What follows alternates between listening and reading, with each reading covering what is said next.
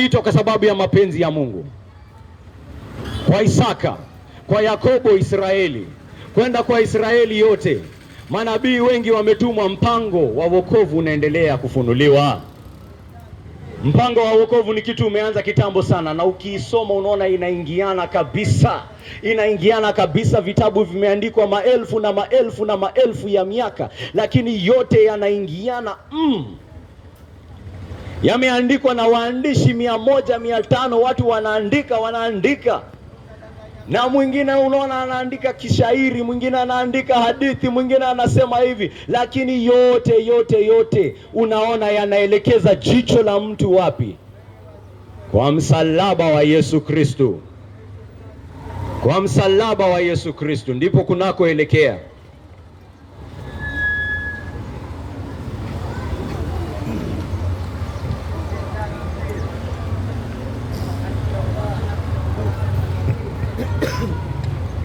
Nawasomea leo kutoka kitabu ambacho wengi hawakikatai, wanakikataa kwa sababu wanasema ni kitabu cha uongo.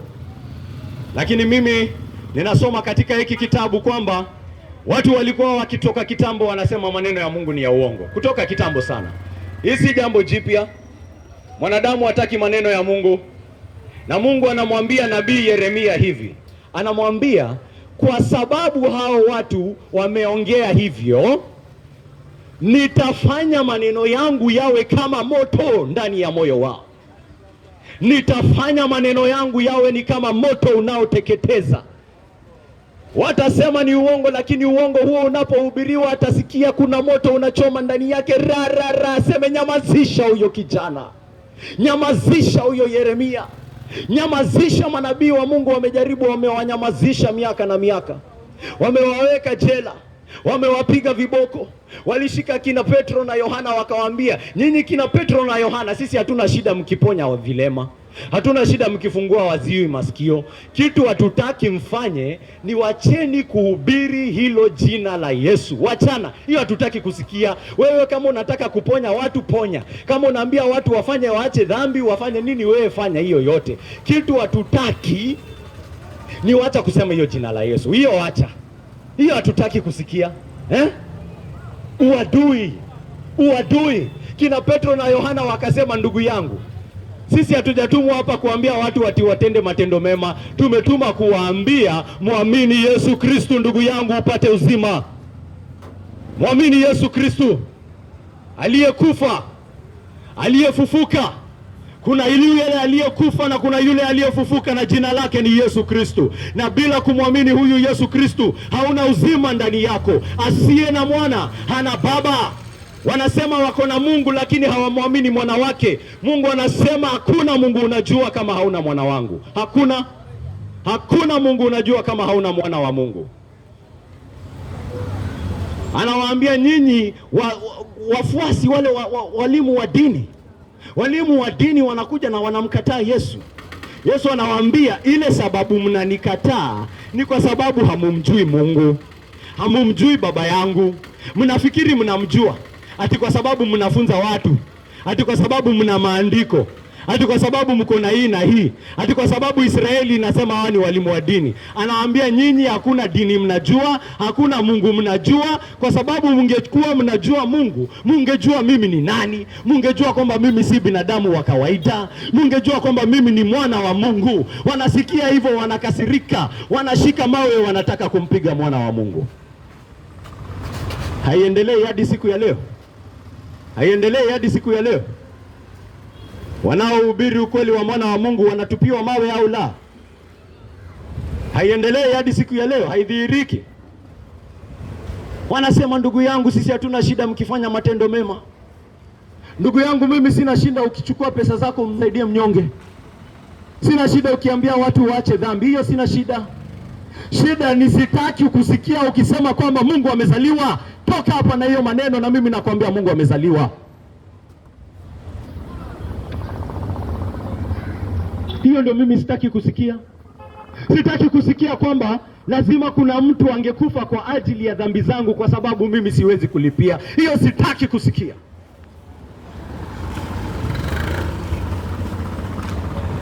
Na hilo ndilo neno la Mungu, ndugu yangu. Mimi sijakuja hapa kuhubiri maneno yangu. Roho Mtakatifu hajanituma kuhubiri maneno yangu. Hata katika kunituma nilijipata niko kama kiziwi. Nilijipata sina neno la kusema kwa yeyote. Lakini mwelekezo wa Roho ulikuwa ni huu: hubiri neno. Si uko na kitabu? Si kitabu kiko? Chukua hiyo kitabu, hubiri hiyo kitabu. Hiyo kitabu hiyo, mimi sitaki hubiri mawazo yako. Si uko na kitabu? Na hiyo kitabu ndio nitahubiri. Leo ninawasomea kitabu kutoka Matendo ya Mitume, historia ya kanisa. Historia ya kanisa kutoka Matendo ya Mitume mlango wa 17. Nitasoma kutoka mstari wa 29 hadi 31. Na neno linasema hivi. Ni Paulo yuko pale mji wa Athene. Mji wa Athene, mji ulikuwa umeendelea sana huo wakati. Na katika huo mji Paulo alikuja pale, akapata watu wanaabudu masanamu kila mahali. Masanamu kila kona. Paulo anapata, na ikamuuma moyoni mwake. Anataka hawa watu waokolewe.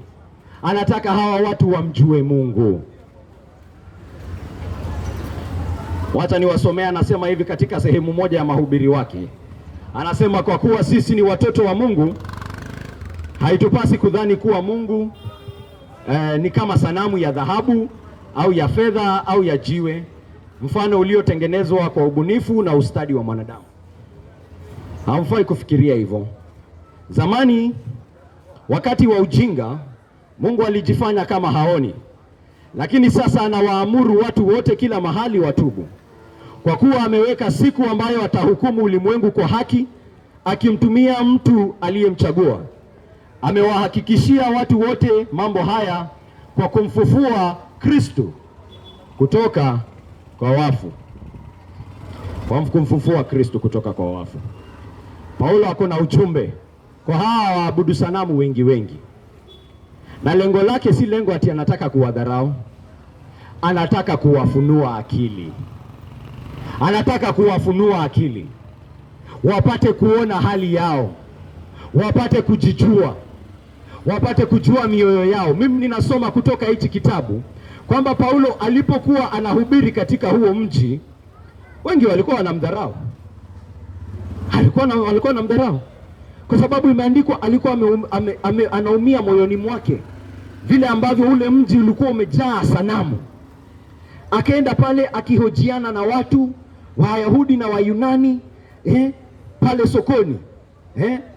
Anataka kuwafunza kuhusu Mungu. Na inaandikwa kwamba baadhi ya wa Apekureo na Wastoiko wenye falsafa wakakutana naye. Baadhi yao wakasema, je, huyu mpayukaji anajaribu kusema nini? Huyu mpayukaji, sio inaendelea hadi siku ya leo? Si wengine wanaona tunapayuka hapa, wengine wanaona tumeropokwa, wanafikiri ni jambo jipya. Ni kwa sababu kama Paulo sisi tunaona watu wanapotea, wanadanganywa katika dini za uongo, wanadanganywa katika njia za uongo, wanadanganywa katika dhambi zao, na wanaangamia na wanapotea, na tunataka wamjue Mungu. Ndio maana tunakuja hapa. Ndio maana tunamhubiri Yesu Kristo. Lakini katika kumhubiri Yesu Kristo, tunajaribu kutumia akili zetu. Tunajaribu kutumia kila kitu kila gift ambayo Mungu ametupa kufunua ukweli wa Yesu Kristo. Kufunua ukweli huu ambao umefunuliwa kupitia miaka zaidi ya 1400. Miaka zaidi ya 6000 ukweli huu umekuwa ukifunuliwa. Tunajaribu kuonyesha ukweli huo. Na mwingine anasimama pale anasema, mpayukaji huyu anasema nini? Anafikiri ni jambo jipya. Walisema kwa Bwana Yesu, walisema kwa mitume wake, walisema na wanasema hivyo hadi siku ya leo kwa wale ambao wanaleta habari njema ya Yesu Kristo. Kwa sababu inaandikwa, wengine wakasema inaonekana anasema habari za miungu za kigeni. Walisema haya kwa sababu Paulo alikuwa anahubiri habari njema kuhusu Yesu na ufufuo wa wafu. Hiyo ndio alikuwa anahubiri. Hakuwa pale anaenda na oropokwa tu. Alikuwa anakuja anawaambia, unamuhitaji Yesu, unahitaji kumwamini mwana wa Mungu, alikufa kwa ajili yako, akazikwa na siku ya tatu akafufuka. Kuna yule ambaye ameingia kaburini na ametoka pale kaburini. Kuna yule ambaye alikufa na ametoka kutoka kufa kwake, na kifo hakitawahi mmeza tena. Hii ndio habari njema. Kifo kimeshindwa. Hiyo ni kitu, ni hakika. Sisi ni mashahidi. Tulimuona akikufa na tulimuona kama amefufuka. Tulikuwa tunatembea naye na tukamuona akisulubishwa na tukatoroka, na baadaye akakuja kwetu tukamuona na tukajua kwa hakika kwamba ni yeye. Tulimshika mikono yake tukaona mahali alidungwa, tulimshika ubavuni mwake tuliona mahali alidungwa. Na huyu ni Yesu Kristo mwana wa Mungu. Ameshinda kifo, ameshinda dhambi, na hakuna kushinda dhambi nje ya huyu Yesu Kristo. Wewe jamaa anapayuka, anajaribu kusema nini? Huyo ni shetani huyo, wengine wanasema. Na mimi ninashangaa, shetani tangu lini akashinda kifo? Shetani tangu lini akaleta habari nzuri za yule aliyeshinda kifo? Shetani anaanza kupigana na kifo siku gani?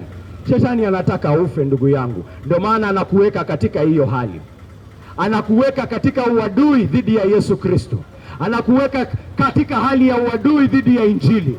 Ingawa hii Injili inakuwa ni kama moto katika moyo wake, anakuwa moyo mgumu hata zaidi. Anataka kuchukua, yani anakasirika hata zaidi. Hata wakati maneno ya Mungu yanapenya, hata wakati maneno ya Mungu yanaingia kama mshale katika roho yake, hata wakati maneno ya Mungu yanafunua ukweli wa roho yake, sasa hata ndio anakasirika zaidi. Sasa hata ndio anakasirika zaidi.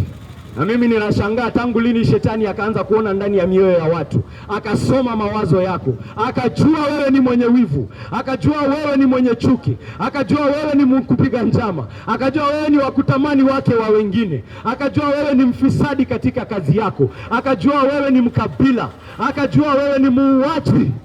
Tangu lini shetani akajua hayo mambo yote? Tangu lini akakusoma, akakujua, akakwambia? Si wewe unajijua? Si wewe unajijua hali yako? Na unajua katika hiyo hali uliomo unajidanganya ati wewe ni mtu mzuri, ati kwa sababu unatoanga pesa kidogo kwa watu barabarani unafikiria ati sasa wewe ni mtu mzuri, ati kwa sababu unamkanga asubuhi kusali unafikiria ati sasa wewe ni mtu mzuri, na unatoka hapa kutusi watu.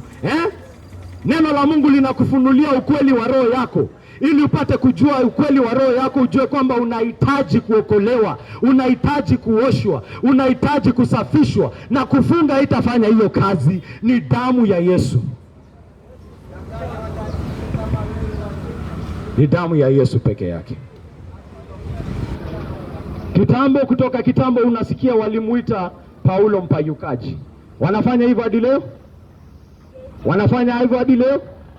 Umewasikia? Mimi nawasikia vizuri tena sana. Pengine ni kwa sababu wako karibu yangu. Maadui wa Injili, maadui wa wokovu, maadui wa uponyaji wa roho za watu. Ndio maana hawataki Injili ihubiriwe.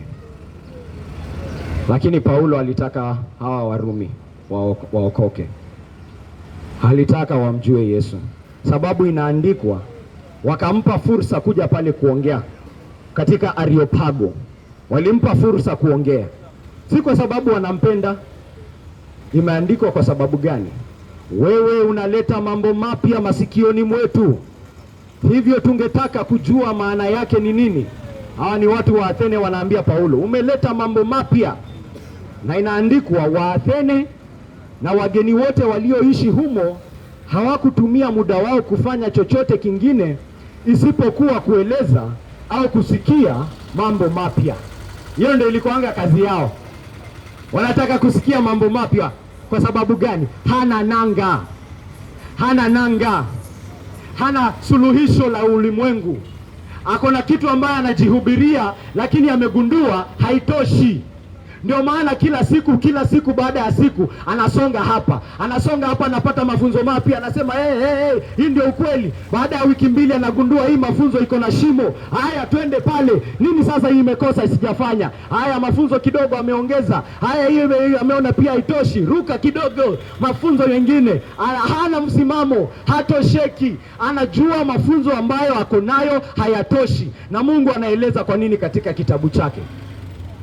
Anasema kuna milele ndani ya moyo wako. Kwa hivyo kama hakuna funzo ambalo linatimiza shimo la milele, hilo mafunzo halitakuacha bure. Litakuacha mwenye kiu, litakuacha mwenye njaa. Na hakuna funzo lolote ambalo linaweza kutelesheleza njaa ya roho, njaa ya moyo, ila mafunzo kuhusu mwana wa Mungu Yesu Kristo. Ndio maana hawa wa Athene wakisikia tu kitu mpya wanataka kusikia hiyo. Hawana msimamo. Last year alikuwa mwanafilosofia, this year amekuwa sijui Scientologist, next year ameingia sijui nini gani, next year ameingia kikundi gani, next year ameingia kikundi ingine. Haya, this year alikuwa kwa hii chama, alikuwa anasema hivi, sijui hivi ndio nchi inafaa kukua. Baada ya miaka 10 ameona hiyo iko na shida, lazima tufanye hii. Anagundua hizi suluhisho zote yako nazo hazitoshelezi, hazielezi ulimwengu, hazielezi roho yake, si suluhisho la kutosha. Ndio maana kila saa wanasikia kitu mpya, wanafikiria pengine hiyo ndio inakosa. Kila saa wako pale tu wakisikia kitu mpya, leta hiyo ndio tunataka kusikia. Paulo anawajua hawa watu. Paulo anawatambua. Paulo anakutambua hata wewe. This year umesoma sijui kitabu gani, next year umesoma kitabu gani, zote zina filosofia tofauti. Zote zina mafunzo tofauti. Kwa nini wewe unasonga kama bendera ifuatayo upepo? Hauna msimamo. Mafunzo yote mapya yanapita na wewe. Unagundua kuna shimo moyoni mwako. Unagundua kuna emptiness in your soul. There is an emptiness in your soul that all the fasting in the world will not fill. Utafunga kutoka January hadi January na bado unabaki pale bure. Umesali kila siku, hata umeongeza zako 5, na bado moyo wako hautosheki. Bado una njaa, bado una kiu, unasema ni nini nimekosa? Ndugu yako anakuja na kuambia kitu umekosa ni uamkangi saa 6 ya usiku. Watu wanafaa kuamka saa 6 ya usiku kusali. Ukianza kusali saa 6 ya usiku uongeze kama chumvi njio hiyo ingine, utakuwa sawa. Ameamka saa 6 ya usiku mwaka mzima. Anagundua bado saa 6 ya usiku haitoshi. Anaambiwa si hiyo tu umekosa, acha nikwambie yenye umekosa. Unafaa kufunga kila mwezi siku ya 14 na 15. Siku ya 14 na 15 ni siku za kufunga. Ongeza hizo kwa hiyo mambo yote unafanya. Hiyo tu ukifanya hiyo uko sawa. Anaongeza, bado shimo. Mafunzo mapya kila siku tu ndio anangojea. Hana nanga, hana msimamo kama hawa wa Athene. Ndio maana wako na njaa. Na Paulo anajua wako na njaa ya nini. Anawaeleza, najua mko na njaa ya nini. Mko na njaa ya Mungu. Ni Mungu ndio mnakosa. Ulifikiria hiyo pesa yote uko nayo itakupea suluhisho ya ulimwengu? Hebu nieleze kama imekusaidia. Nieleze venye imekusaidia. Kama haijakufanya mchoyo, haijakufanya mwenye wivu, haijakufanya muuaji, imevunja familia yako kwa sababu ya uchoyo wako, imekusaidia? Imesaidia Kenya, imesaidia mji wa Mombasa. Pesa ni suluhisho ya kutosha. Pesa ndio dawa ya ulimwengu. Kupata kazi ndio dawa ya ulimwengu. Si umeipata? Si umepata mabiashara? Imekusaidia kweli? Imeponya mji wako? Imeponya familia yako, ama familia yako hata ndio imesambaratika zaidi?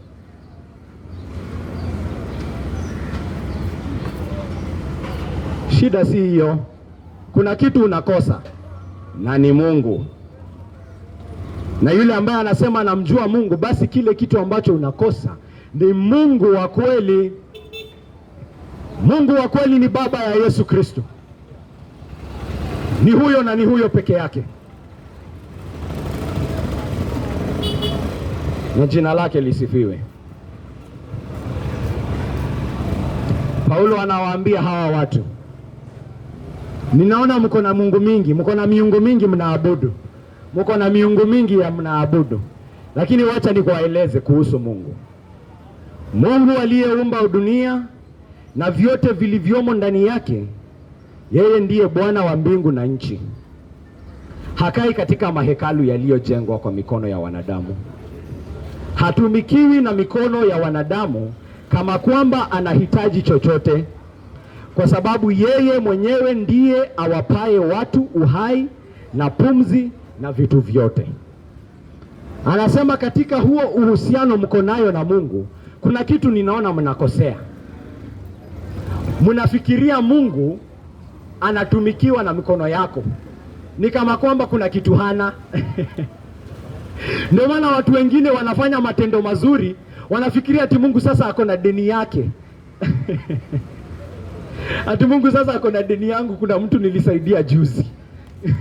Ninaweza enda nimwambie Mungu, nilitoa shilingi 1000 kwa yule mwenye hakuwa na school fees. Sasa ninataka unisamee ile dhambi nilifanya. Kuna jamaa nilikon. Sasa nataka unisamee kwa sababu nimepeana cha kushikilingi 1000. Si ndio Mungu? Si iko sawa? Mimi naona iko sawa. Nilimkon 500 na nimekupea 1000. Hapo si tumeingia? Ama ni aje brother? Anafikiria Mungu anatumikiwa na anafikiria Mungu ako na deni yake. Paulo anakuambia kuna shida kubwa ninaona mko nayo nyinyi watu wa Atheni. Venye mnatumikia hiyo miungu yenu ni kama kwamba mnaona Mungu anahitaji kitu. Mnaona ni kama kwamba Mungu ako na upungufu ndani yake. Kwa hivyo lazima wewe na matendo yako umtumikie, afu Mungu aseme manze sikuwa najua venye hiyo kitu inafanyika. Guy, nilikuwa nataka kumlisha Ahmed, sasa sijui ningetoa pesa wapi.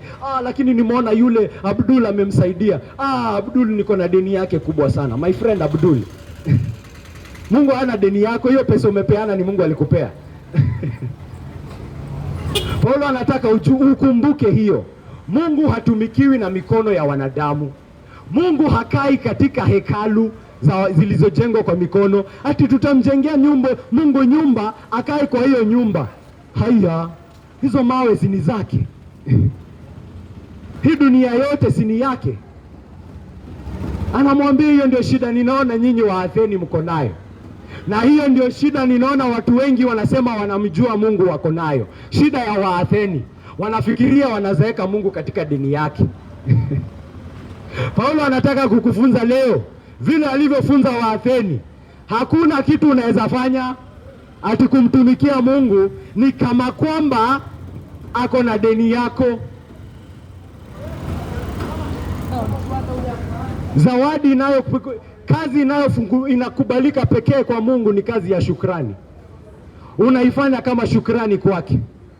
Unasema asante Mungu kwa sababu umenipenda. Asante Mungu kwa sababu umenijalia biashara yangu imekuwa.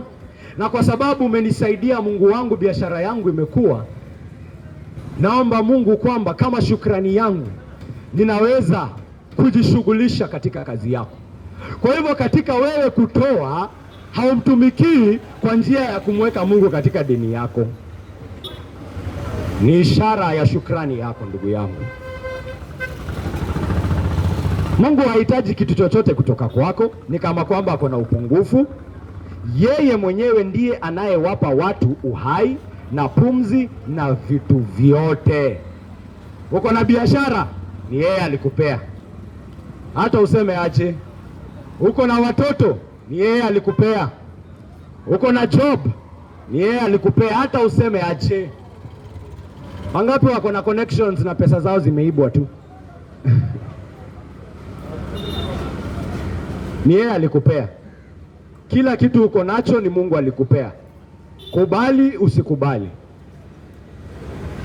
Watu hawataki kukubali hiyo ukweli. Hawataki kuona huo ukweli. Anasema kutoka kwa mtu mmoja Mungu aliumba mataifa yote na wanadamu ili waikalie dunia yote. Akaweka nyakati za kuishi.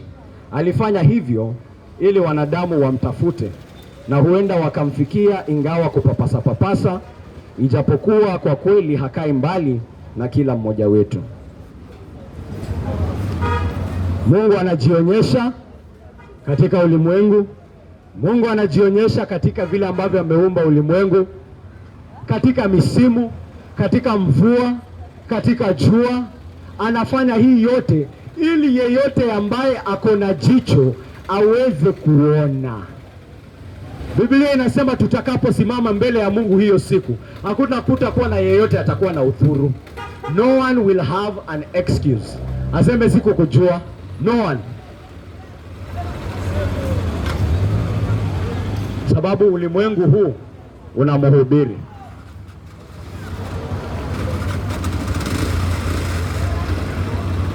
Kwani mvua inajileta tu wakati wake? Kwani mvua iko na kalenda? Ni mvua ilipanga nitakuwa ninakuja Septemba na April. Ni mvua inapanga hivyo kivyake? Ni jua ndio inapanga time ya kukama? Jua ndio ilijipanga ikasema mimi naona nitakuwa nakuja Disemba na Januari hapo kidogo. Inajipanga kwani? Kwani nani alipanga hii misimu yote? Nani alipanga hii ardhi jinsi ilivyo? Nani alipanga mtoto anakuwa mdogo venye mtoto anajua kushika lugha hata zaidi ya mtu mkubwa? Mimi nina struggle sana kushika lugha mpya, mtoto mdogo anaishika na miaka 2. Nani alipanga akili ya mtoto ikuwe hivyo? Ulimwengu wenyewe unahubiri. Ulimwengu wenyewe unadhihirisha. Lakini mwanadamu hataki kuona. Anataka kusema hii mambo yote ilijipanga. Hii mambo yote ilijiweka hivyo. Hataki kukubali kwamba Mungu yupo.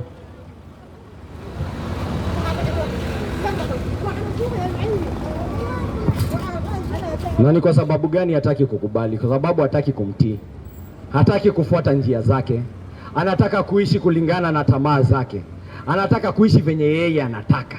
Anataka kutafuta hizo vitu zenye amesema ndio za kutafutika. Kwa hivyo anakataa ushuhuda wote wa ulimwengu. Na Mungu anaenda zaidi, anasema kuna ushuhuda hata katika dhamiri ya mwanadamu. Yani inside your very head there is a witness for God. Inside your very heart there is a witness for God. In your conscience there is a witness for God. Lakini mwanadamu hataki kusikia sauti ya dhamiri yake. Hataki. Anasema hii dhamiri ni upumbavu hii. Anataka kujiambia hakuna Mungu, hakuna Mungu. Nikifanya mambo hakuna mtu ananiona. Hakuna mtu nitajibu mbele yake. Hakuna mtu anaona hii uovu ninafanya. Hakuna mtu ananiona hii njama ninakula. Hakuna mtu anaona venye nina twist kweli. Hakuna mtu anaona venye mimi ninadanganya watu. Hakuna mtu anaona venye mimi ninafanya hii mambo kwa sababu ya wivu. Hapana, hakuna mtu anaona. Ninaweza ficha, ninaweza endelea kufanya mambo yangu, nifanye matendo yangu mazuri, watu wanipigie makofi, huku ninaendelea katika ufisadi. Hakuna mtu anaona. Ndugu yangu, unadanganya nani? Unadanganya nani? Biblia inasema unajidanganya wewe mwenyewe. Na unapenda kujidanganya kwa sababu unapenda dhambi zako. Unataka kujiambia hakuna Mungu, hakuna Mungu, hakuna Mungu. Na utasimama mbele yake. Ni nani aliyepinya maji ya bahari kwenye konzi la mkono wake? Nani? Nani amepima maji ya bahari kwa mkono wake? Akuje hapa tumwabudu. Nani amezipima mbingu kwa shibiri yake? Ni nani aliyeshika mavumbi ya dunia katika kikapu? Nani hapa ameshika mavumbi ya dunia katika kikapu? Nani amepima milima kwenye vipimio? Nani amepima milima kwenye mizani? Ni nani? Akuje hapa tumwabudu ndugu yangu, akuje. Ni nani huyu mwenye nguvu ameshusha wenye kiburi? Wenye kiburi wamejiinua na amewashusha. Atuonyeshe mkono wake wa nguvu, aje hapa. Ni nani? Ni nani aliyefahamu mawazo ya Bwana? Ni nani aliyemfundisha Mungu? Ni nani amekuwa mshauri wake? Akamwambia Mungu, hapa sioni venye unafanya ni sawa. Hapa naona unafanya upumbavu. Ni nani ambaye Bwana ametaka shauri kwake ili kumwelimisha? Mungu akakaa chini akasema, mazee, nimechanganyikiwa hapa.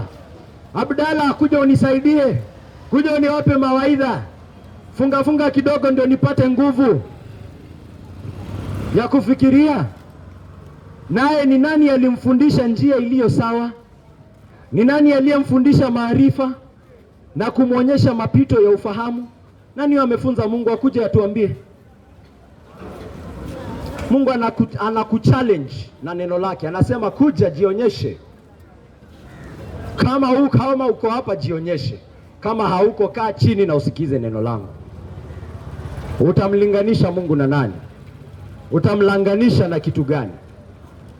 Kwa habari ya sanamu, fundi huisubu, mfua dhahabu huifunika kwa dhahabu na kuitengeneza mikufu ya fedha. Mtu aliye maskini sana asiyeweza kuleta sadaka kama hii huuchagua mti usiooza, humtafuta fundi stadi wa kusimamisha sanamu ambayo haijatikisika. Yaani watu wako hapa wanajitengenezea miungu yao. Anaifashion, anaichukua, anaitengeneza, alafu anaiwekea dhahabu kidogo juu, yaani ndio ikae inapendeza. Aseme angalia venye Mungu wangu ni mtamu sana, angalia venye Mungu wangu ni wa kupendeza. Ameweka dhahabu ndio ionekane iko supu mbele ya macho ya wanadamu. Anaiweka dhahabu na ndani ni nini? Ni mbao. Hakuna kitu ndani ya hiyo Mungu yake, ndani ya hiyo sanamu. Ni dhahabu ameweka nje ndio ipendeze macho. Lakini ndani hakuna kitu. Haina uwezo wa kuokoa, haina uwezo wa kufanya kitu. Lazima ibebwe, lazima ifanyiwe vitu. Haiwezi fanya chochote kivyake. Lazima yule ambaye anaiabudu akitaka kuipeleka Likoni, yeye ndo lazima aiweke kwa tukutuku, alipe pale pesa, aivukishe hiyo sanamu yake ifike Likoni. Watu wanaabudu miungu ya hiyo aina, miungu isiyo na uwezo, miungu isiyo na mkono, miungu isiyofanya kazi, miungu isiyo na uwezo wa kuokoa, miungu isiyookoa, miungu ambayo kazi yake ni kuweka tu mizigo juu ya migongo ya watu. Lazima ufanye hivi, lazima ufanye hivi, lazima ufanye hivi. Ni mizigo tu. Kwa sababu gani? Hiyo Mungu yenyewe haiwezi fanya kitu. Haina kitu inaweza fanya. Haiwezi kukusaidia katika unyonge wako, haiwezi kukusaidia katika udhaifu wako, haiwezi.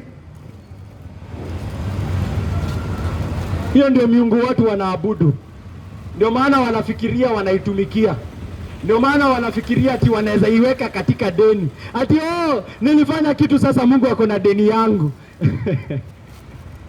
Ati sasa lazima anilipe. Saizi Mungu ako na wivu sana na mimi. Anasema lazima nilipe deni ya Rabin. Allah hisho watu utukufu wa brother yangu. What do you mean? Yeye ndo amekupea hiyo pesa, unataka kujigamba mbele yake. Ni kwa sababu unaabudu sanamu. Mungu lazima wewe ndio unafanya kila kitu. Yeye mwenyewe hawezi kufanyia kitu. Anakuja anakuambia hakuna mtu atakusaidia, hakuna mtu atakupatanisha, hakuna mtu atakusimamia kwa sababu siwezi, mimi sina hiyo uwezo. Ni wewe ujitetee, ni wewe ubaki kivyako. Hakuna mwenye ataweza kukutetea, hakuna mwenye ataweza kusimama katika nafasi yako, hakuna, kwa sababu siwezi kufanya hivyo, sina huo uwezo.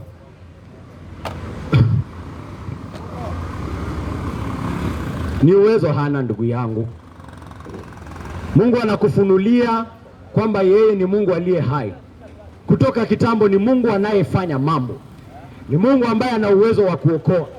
Amechagua watu wake, amewatoa kutoka Misri na mkono wake. Hawakuinua mikono hao wa Israeli kutoka Misri, ni Mungu aliwatoa pale. Amewavukisha bahari ya Shamu, yeye mwenyewe anafanya mambo. Anawaambia nyinyi tulieni hapo muone wokovu wa Bwana. Stand still and watch the salvation of God. Wewe tulia uone. Sanamu yako haiwezi fanya hivyo. Sanamu yako would never. Sanamu yako haiwezi. Sanamu yako inakwambia tafuta watu bwana, tafuta watu wapigane vita, mimi siwezi kukusaidia. Hiyo ndio miungu watu wanaabudu.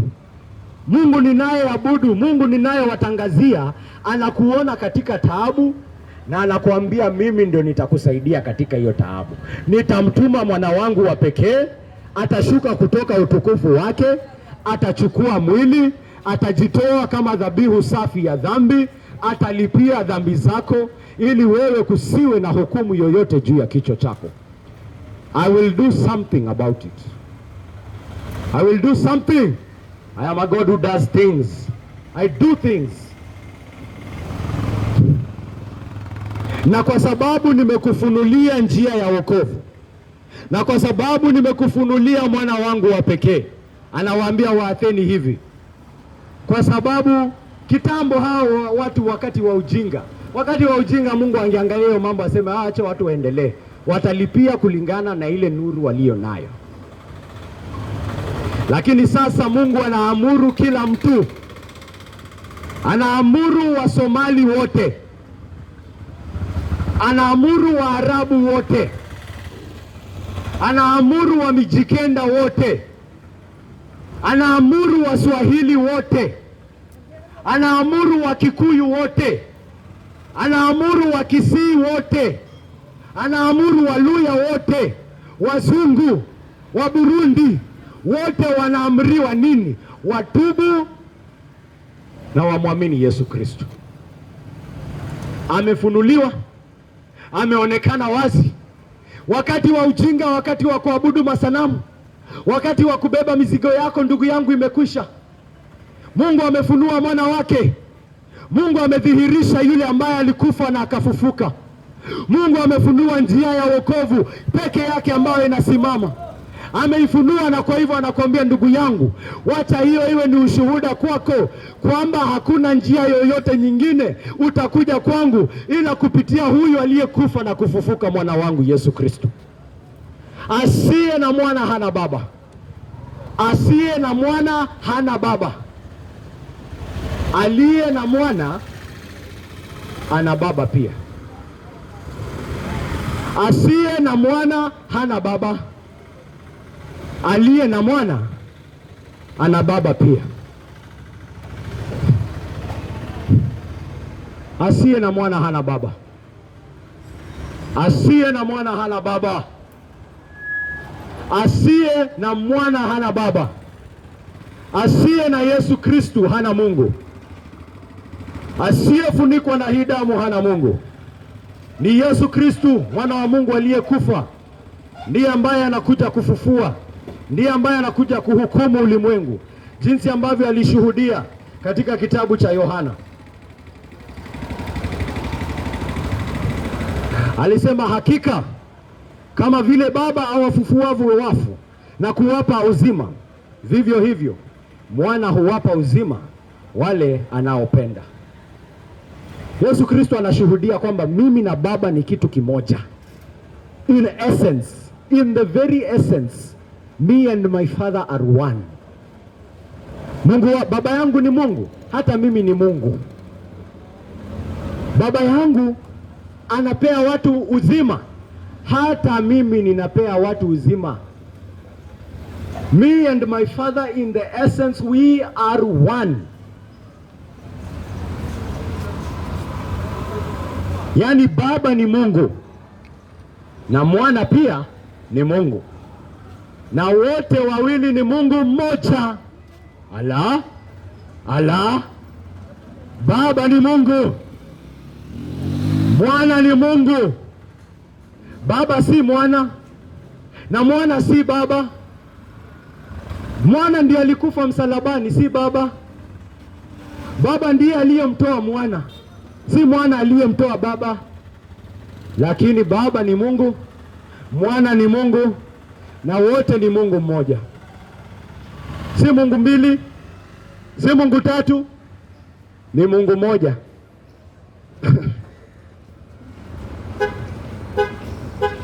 Na anasema hivi, ili wote wamheshimu mwana kama vile wanavyomheshimu Baba. Yeyote asiyemheshimu mwana hamuheshimu Baba aliyemtuma. Full stop. Kama haumheshimu mama wa mwana, hamuheshimu Baba. Full stop.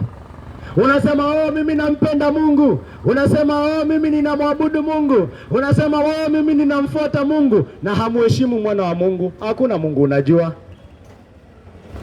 Unasema oh, sisi tunapenda Yesu Kristo. Basi sikiza maneno yake.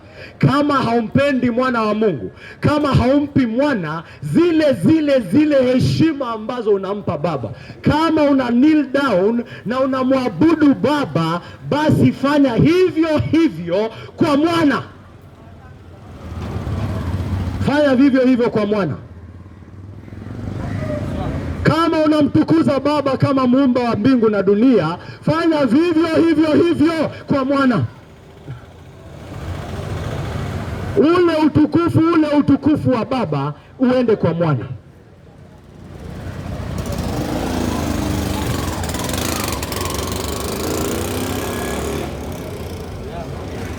Wala Baba hamhukumu mtu yeyote, lakini hukumu yote amempa mwana, ili wote wamheshimu mwana kama vile wanavyomheshimu Baba. Mwana ndiye anakuja kuwahukumu.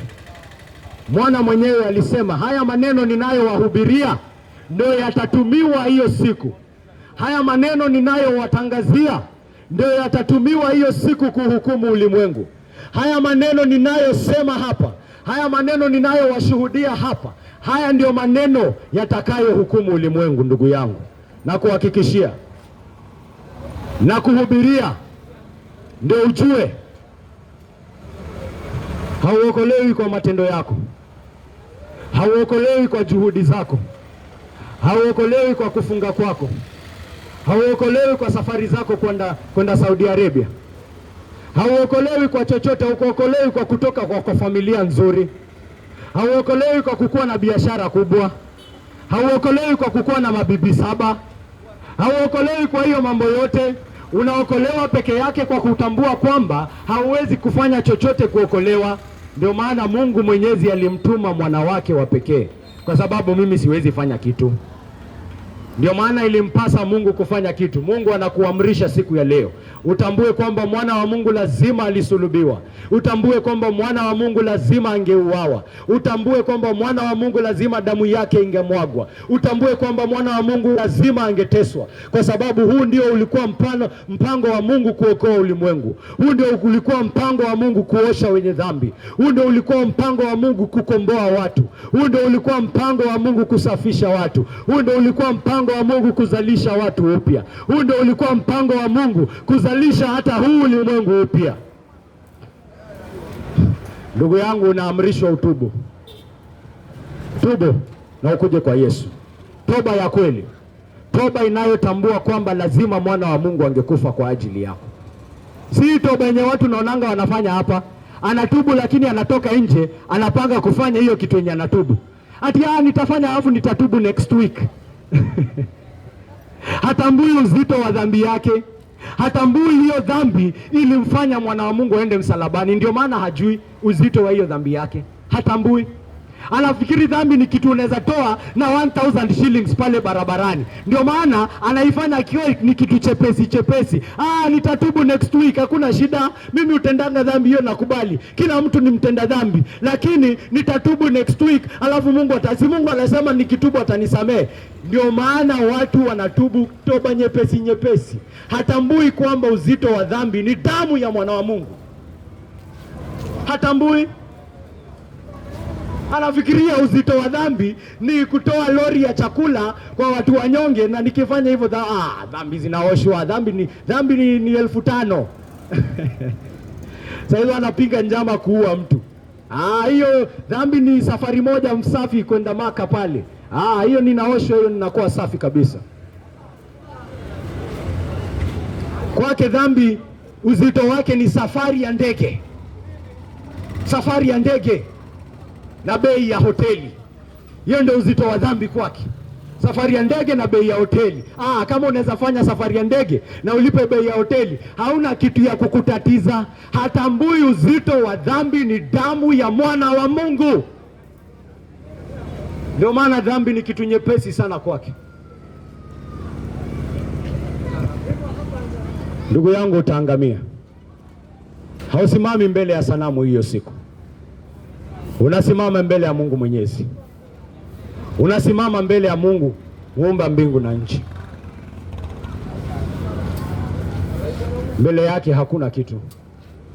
Lazima utalipia kwa uzima wake, kwa utakatifu wake. Lazima utalipia, ndugu yangu. Ole wako yule ambaye hajalipiwa dhambi katika msalaba wa Yesu Kristo. Ole wako. Ole wako yule ambaye dhambi zako hazijatwikwa pale msalabani. Kwa sababu mwana wa milele ana dhamani kubwa sana kuliko hiyo fedha na dhahabu ambayo mnashikilia sana. Fedha na dhahabu hazina uzito wa mwana wa Mungu. Dhahabu na fedha hazina uzito za mwana wa Mungu. Lazima utamjua mwana wa Mungu peke yake. Peke yake. Njia ni moja. Njia ni moja. Njia ni moja. Asiye na mwana hana baba. Asiye na mwana hana baba. Asiye na mwana hana baba. Aliye na mwana ana baba pia. Mungu Mwenyezi wa milele, nakushukuru na nakutukuza. Nakutukuza kwa sababu ya hili neno lako. Nakushukuru kwa sababu ya neema yako ambayo umetudhihirishia katika msalaba wa Yesu Kristo mwanao. Nakushukuru kwa sababu ya ile mpango wako wa wokovu wa ulimwengu ambao unauendeleza hata siku ya leo, Mungu wangu, kulingana na mapenzi yako, Baba yangu. Mungu wangu, asante kwa kutupa nguvu na ujasiri, Mungu wangu, kuhubiri neno lako. Na asante Mungu Baba, na tunaomba kwamba umetujalia Roho wako Mtakatifu, na kwamba umetujalia Roho Mtakatifu hata hapa siku ya leo, afunue ukweli wa maneno yako Mungu Baba, awe shahidi katika mioyo ya wale wote wanaosikia, awe shahidi wa kweli katika mioyo yote wanaosikia. Watu wapate kujua kwa kweli kwamba njia ni moja na ni mwana wako Yesu Kristo uliyemtoa kwa ajili ya ulimwengu. Mungu wangu, wengi Mungu Baba ambao wamedanganywa wapate kukujua. Wengi ambao wanaelekea na mkondo wa ulimwengu wapate kukujua. Wengi ambao wanaishi katika dhambi zao wapate kukujua.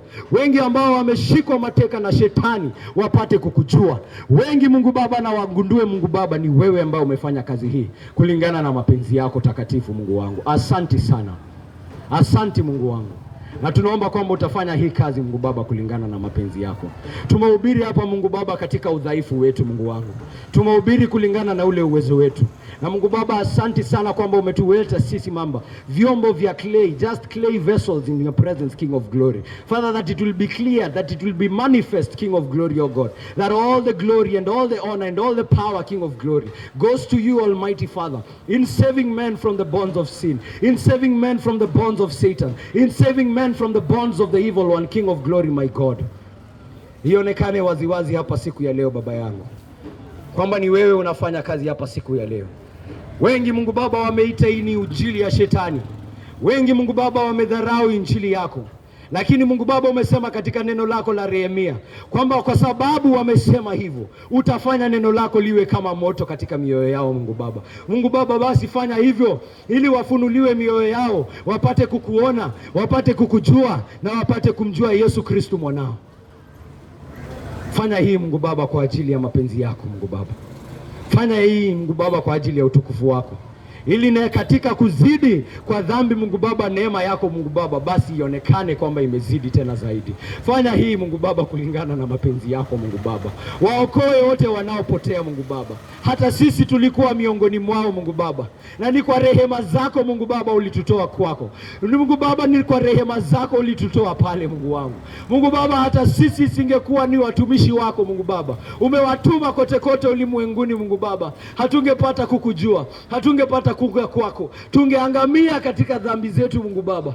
Lakini katika mapenzi yako Mungu Mwenyezi wa milele, ukarehema zako ukatuokoa, si kwa matendo yetu mema, si kwa juhudi zetu tulitenda Mungu Baba, si kwa kazi zetu tulizotenda Mungu Baba, ni kwa rehema zako peke yake Mungu Baba ndio ulituokoa Mungu Baba. Basi tunajua jinsi ambavyo ulituokoa sisi, unaweza kuwaokoa hata wote hapa ambao hawajamjua Yesu Kristo, ili wasiangamie Mungu Baba, ili wasipotee Mungu Baba, ili wasijipate katika hilo tanuru la moto, hilo tanuru la moto Mungu Baba lisilozimika Mungu Baba, wajipate pale Mungu Baba. Rehema yako iwavute pale Mungu wangu kulingana na mapenzi yako. Tumekuja hapa Mungu Baba kwa sababu tamaa yetu ni watu wapate kuokolewa. Tumekuja hapa siku ya leo Mungu Baba kwa sababu tamaa yetu ni watu wapate kukujua wewe. Basi Mungu Baba, fanya kazi yako kulingana na mapenzi yako. Umesema injili yako ni upanga Mungu Baba, utumie katika mkono wako kukata uongo unaoendelea katika mji huu wa Majengo. Mungu Baba, umesema neno lako ni kama moto, utumie Mungu Baba kuchoma hizi walls of Jericho za shetani zinazoendelea katika mji huu wa Mombasa na katika ulimwengu mzima. Mungu wangu, fanya kazi yako tukufu kulingana na mapenzi yako. Jionyeshe wewe ndiye Mungu anayetenda, jionyeshe wewe ndiye Mungu anayeangusha, jionyeshe wewe ndiye Mungu wa kweli. Ni wewe na wewe peke yake. Jionyeshe Mungu wangu kwa utukufu wa jina lako. Naomba haya yote katika jina takatifu la Yesu Kristo, aliye Bwana na mkombozi wetu. Mungu wangu, wote watu waje kwake Mungu Baba na walitukuze jina lake kwa utukufu wa jina lako. Mungu wangu mwenyezi, fanya kazi yako tukufu Mungu wangu, fanya kazi yako tukufu Mungu wangu. Jionyeshe wewe ndiye Mungu. Mungu wangu, hatuwezi kufanya hivyo, ni wewe peke yake. Jionyeshe. Naomba haya yote katika jina la Yesu Kristo, Bwana na mkombozi wetu. Amen. Njoo kwa Yesu ndugu yangu, njoo kwa Yesu ndugu yangu, njoo kwa Yesu dada yangu, na kuomba na kulilia ndugu yangu, njoo kwa Yesu. Usipotee ndugu yangu, usikufe ndugu yangu, usiangamie wakati ukweli umekuja kwako ndugu yangu. Njoo kwake Yesu.